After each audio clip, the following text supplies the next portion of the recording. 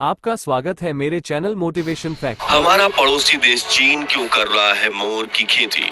कहाँ जा रहे हैं चीन की फैक्ट्रियों में पनपे दर्जनों मोर? और कैसे सिर्फ मोर पालकर चीन हर साल कमा रहा है करोड़ों रुपए? जी हाँ दोस्तों, हम बात कर रहे हैं भारत के राष्ट्रीय पक्षी मोर यानी पीकॉक की, जिसे हमारे देश में काफी महत्वपूर्ण दर्जा दिया गया है। हालांकि तेजी से घट रहे जंगलों की वजह से पूरी दुनिया में मोर कहीं गायब ही हो चुके हैं और भारत के जंगलों में भी मोर दिखना काफी दुर्लभ है। लेकिन चीन ने हजारों की संख्या में पीकॉक्स को अपने बर्ड फार्म में छिपा रखा है और इन बेजुबान पक्षियों के व्यापार से उसने हजारों करोड़ों का साम्राज्य खड़ा कर दिया है। इस वक्त दुनिया भर में चीन की तरफ से मोर और मोरपंख सप्लाई किए जा रहे हैं, जिससे चीन मालामाल हो रहा है। लेकिन भारत के राष्ट्रीय पक्षी को चार दीवारी में बंद करके रखने के पीछे क्या चीन का कोई काला मंसूबा है? चीनी फैक्ट्री में कैसे की जाती है पीकॉक फार्मिंग और इन फॉर्म्स में रहने वाले मोर जब बड़े हो जाए तो उनके साथ क्या किया जाता है, जानेंगे इस आंख खोल देने वाली वीडियो में। लेकिन उसके पहले प्लीज आप वीडियो को लाइक और चैनल को सब्सक्राइब कर लीजिए। दोस्तों, जब भी प्रकृति के नियमों से छेड़छाड़ करने की बात आती है तो दुनिया की सोच जहां खत्म होती है वहां से चीन की सोच शुरू होती है। जैसे कि आज चीन में सांपों की ब्रीडिंग करने वाले स्नेक फार्म्स, करोड़ों रेशम के कीड़ों की ब्रीडिंग करने के लिए वर्म फार्म्स, पोल्ट्री फार्म्स, नकली अंडे बनाने की फैक्ट्रीज और ना जाने कितने एनिमल्स ब्रीडिंग फार्म्स मौजूद हैं।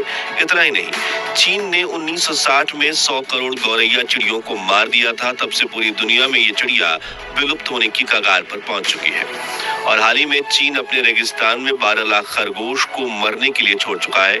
और अब चीन के जिस सीक्रेट बिजनेस से पर्दा उठा है उसके बारे में जानकर पूरी दुनिया के पैरों तले जमीन खिसक गई है। हम बात कर रहे हैं पीकॉक फार्मिंग की। आसान शब्दों में कहें तो मोर पकड़कर उन्हें चार दीवारों में कैद करना, उनसे ब्रीडिंग करवाकर मोर पैदा करवाना। लेकिन चीन के किसान पीकॉक फार्मिंग क्यों कर रहे हैं, चलिए जानते हैं। दोस्तों, सदियों से अपने अद्भुत पंखों के लिए मशहूर मोर जब बारिश में अपने पंख फैलाकर नाचते हैं तो देखने वाला व्यक्ति मंत्रमुग्ध हो जाता है। मोर पंख इतने खूबसूरत होते हैं कि आज तक हजारों फैक्ट्रीज में उनकी रेप्लिका यानी कृत्रिम नकल बनाने की कोशिश की गई, लेकिन कोई फैक्ट्री इसमें सफल नहीं हो पाई। और यही बात पीकॉक फेदर्स को रेयर बनाती है। और जब कोई चीज दुर्लभ होती है तो हम इंसान ऑटोमेटिकली उससे आकर्षित होने लगते हैं। इसलिए पिछले कुछ दशकों में मोर पंख को कलेक्ट करना इंसानों के लिए ऐसी ख्वाहिश बन गई है जिसकी कोई कीमत नहीं लगाई जा सकती। इन पंखों का इस्तेमाल खास तौर पर प्रीमियम होम डेकोर में किया जा रहा है। इसके अलावा मोर पंख को लकी चार्म भी कहा जाता है। भारत में वास्तुशास्त्र और चीन में फेंग शुई विद्या में भी कहा गया है कि मोर पंख घर में रखने से किस्मत चमकती है और नेगेटिव एनर्जी दूर रहती है। इसलिए मोर पंख का एक अलग ही महत्व है। अब वैसे तो मोर कुदरती रूप से अपने पंख झाड़ते हैं और कई बार इनके पंख टूटकर गिर जाते हैं, जिन्हें कई किसान सालों से जंगल में घूम घूम कर इकट्ठा करते थे और बेचते थे। लेकिन जब से जंगल कटने की वजह से मोरों की संख्या कम होने लगी है, मोर पंख मिलना उतना ही दुर्लभ हो गया है जितना किसी खजाने को ढूंढना।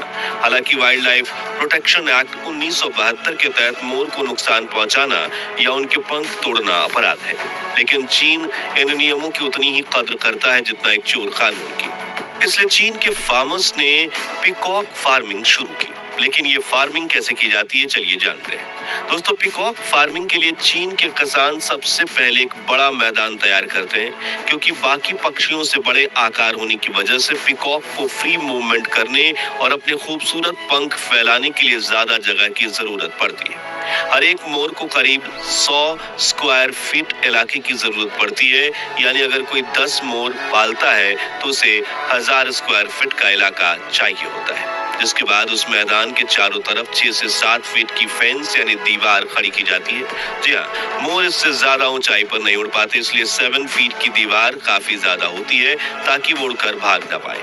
मोर काफी नाजुक पक्षी होते हैं और खराब मौसम जैसे कि बारिश और तेज गर्मी में उनकी तबीयत बिगड़ने लगती है। इसलिए चीन के किसान उनके लिए शेल्टर यानी छत भी बनाते हैं ताकि उन्हें खराब मौसम से बचाया जा सके। इसके अलावा उनके शेल्टर में पेड़ की टहनियों, लकड़ी और कंक्रीट ब्लॉक की मदद से कई ऊंची बैठने की जगहें भी बनाई जाती हैं ताकि मोर मूवमेंट करते हुए यहाँ से वहां बैठ पाए। इसके अलावा इन उठे हुए बसेरों पर बैठकर मोर खुद को सुरक्षित भी महसूस करते हैं और कई बार शिकारी जानवर अंदर घुस आए तो उनसे बचने के लिए पीकॉक ऊपर जाकर बैठ सकते हैं। वहीं जमीन पर वुडन फ्लोरिंग लगाई जाती है, जबकि ठंड के मौसम में हीटेड फ्लोर इंस्टॉल किए जाते हैं क्योंकि मोर के पैर काफी नाजुक होते हैं और ये ज्यादा ठंडी सतह पर रहकर बीमार पड़ सकते हैं। पूरी तैयारी करने के बाद किसान मार्च से सितंबर महीने का इंतजार करते हैं क्योंकि इसी सीजन के दौरान पीकॉक मेटिंग करते हैं और इस मीटिंग में किसानों का पीकॉक ब्रीडिंग बिजनेस निर्भर होता है। दरअसल मेटिंग सीजन में जब मेल पीकॉक को अपनी पसंदीदा फीमेल पीकॉक यानी पीहेंस दिखती है तो वो अपने पंखों को फैलाकर उन्हें लुभाने की कोशिश में लग जाते हैं। इसी प्रक्रिया में मोर के पंख भी टूटकर नीचे गिरते हैं जिन्हें ये किसान कलेक्ट करके बेच देते हैं, लेकिन असल में सभी पंख बेचने का काम तो बाद में होता है। खैर, जब मादा मोर को नर मोर पसंद आता है तब वो अपने पंख खोलकर मोर के पास जाती है और उसकी मूवमेंट कॉपी करती है, यानी हरी झंडी दिखा देती है। जब फीमेल पीकॉक की सहमति के बाद ही दोनों मोर मेटिंग करते हैं और मेटिंग के कुछ समय बाद मादा मोर अपने अंडे देती है जो कि 3 से 5 अंडे होते हैं। मादा मोर ये अंडे अपने छोटे से घोंसले या फिर बड़ी घास के बीच छिपा कर रखती है ताकि उन्हें प्रोटेक्शन मिल जाए। इन अंडों का इंक्यूबेशन पीरियड 27 से 30 दिनों तक का होता है। इस दौरान मदर पीकॉक अपने अंडों के पास रहती है ताकि उन्हें गर्म रख सके और सुरक्षा कर सके। करीब 1 महीने के आसपास ये अंडा फूट जाता है और इसमें से छोटे से बच्चे का जन्म होता है और इनका शरीर पंख बेहद नाजुक होते हैं। इन्हें पीचिक्स कहा जाता है और ये गाइडेंस से लेकर खाने की खोज तक अपनी मां पर निर्भर रहते हैं।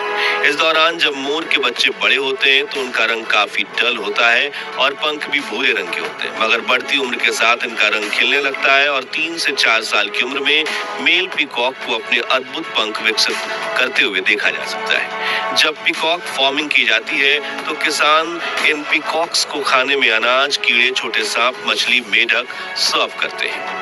वहीं इनके न्यूट्रिशन और विटामिन इंटेक का पूरा ध्यान रखा जाता है।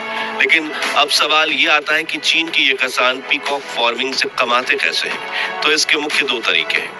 पहला, जिंदगी भर मोर पालना और उनके पंख बेचते रहना। दरअसल जंगल में रहते हुए एक पीकॉक 10 से 25 सालों तक जीवित रहता है, लेकिन कैप्टिविटी में रहने की वजह से ये 40 सालों तक भी जीवित रह सकता है। ऐसे में एक किसान मोर पालते हैं और हर मैटिंग सीजन में उनके गिरे हुए पंख कलेक्ट करते हैं, साथ ही आखिरी महीनों में उनके पकड़कर बड़े ही ध्यान से उनके बचे हुए पंख भी निकाल लेते हैं। हालांकि इस दौरान ये ध्यान रखा जाता है कि इससे मोर को कोई हानि ना पहुंचे। अगर ऐसा हुआ तो उनके नए पंख नहीं आएंगे। फिर भी इन पंखों को इंटरनेशनल मार्केट में महंगे दामों में बेच दिया जाता है, जिनका इस्तेमाल इंटीरियर डिजाइन, फैशन और कई फील्ड्स में होता है।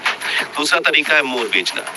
जब मोर के चूजे का जन्म होता है तो उसे अगले 3 सालों तक उसकी मां के साथ रहने दिया जाता है। फिर जब उसके सभी पंख विकसित हो जाते हैं तो ये किसान उसे बेच देते हैं। फिर आगे दूसरे किसान उन्हें पालते हैं या फिर उनके पंख निकाल कर बेच देते हैं और मारकर मीट भी बेचते हैं। दरअसल मुर्गी और बतख की तरह मोर का मीट भी मांस मार्केट में नहीं बिकता, लेकिन कुछ शौकीन लोग पीकॉक मीट खाना पसंद करते हैं। हालांकि ये काफी दुर्लभ होता है और खुशकिस्मती से इन पक्षियों को जल्दी नहीं मारा जाता, लेकिन हाँ, उन्हें जिंदगी भर पिंजरे में जरूर रखा जाता है और उनके अद्भुत पंखों को निकाल कर बेचा जाता है। आखिर में आपको बता दें कि पीकॉक फार्मिंग बिजनेस आज के समय में चीन और बांग्लादेश जैसे देशों में काफी चलन में है। तो आज के लिए बस इतना ही। क्या चीन में हो रही स्नेक फार्मिंग, पोल्ट्री फार्मिंग और वर्म फार्मिंग और पीकॉक फार्मिंग के खिलाफ अंतर्राष्ट्रीय संगठनों को आवाज उठानी चाहिए या नहीं?